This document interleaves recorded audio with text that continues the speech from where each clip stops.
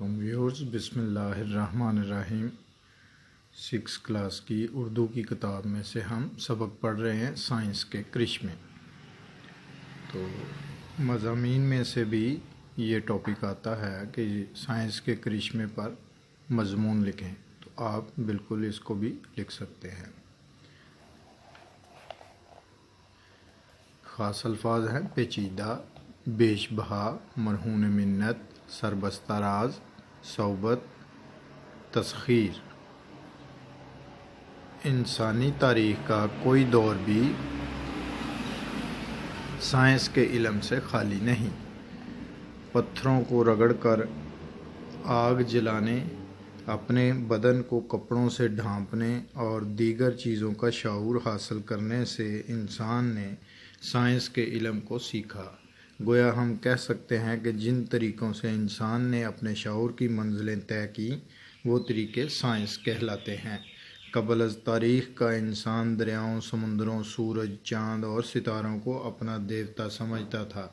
جیسے جیسے انسان نے عقل اور شعور کی بنیاد پر سائنس میں ترقی کی، ویسے ویسے وہ سمندروں کی گہرائیوں میں چھپے خزانوں تک جا پہنچے، زمین کے سربستہ رازوں سے پردہ اٹھانے کے بعد چاند تک رسائی حاصل کی، اور آج مریخ اور دوسری دنیائے انسان کی تسخیر کی لپیٹ میں ہیں۔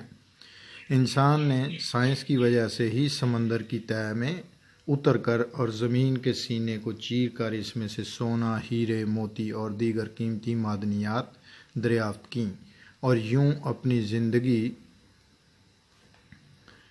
کو پر آسائش اور سہل بنانے کا فریضہ انجام دیا۔ جو انسان پرندے کی طرح اڑنے کے خواب دیکھا کرتا تھا، آج آواز کی رفتار سے بھی زیادہ تیزی سے اڑنے والے جہازوں میں بیٹھا محو پرواز نظر آتا ہے۔ یہ اسی لیے ممکن ہوا ہے کہ انسان نے اپنے ہر دور میں سائنس کے علم کو آگے بڑھانے کی کوشش کی۔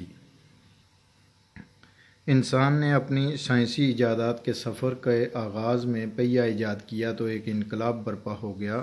محض سفری سہولتوں کے اعتبار سے ہی دیکھا جائے تو آج کا انسان ماضی کے انسان سے کوسوں آگے نظر آتا ہے۔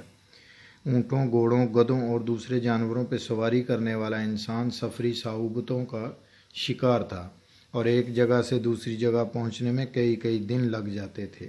آج کے انسان نے سائنس کے علم کی مدد سے بسیں، کاریں، ریل گاڑیاں اور ہوائی جہاز بنا لیے ہیں، جن سے دنوں کا سفر گھنٹوں کا سفر منٹوں میں طے کرنا ممکن ہو گیا ہے۔ آج دنیا کا کوئی شہر اور معاشرہ سائنس کے ان ثمرات سے چشم پوشی نہیں کر سکتا۔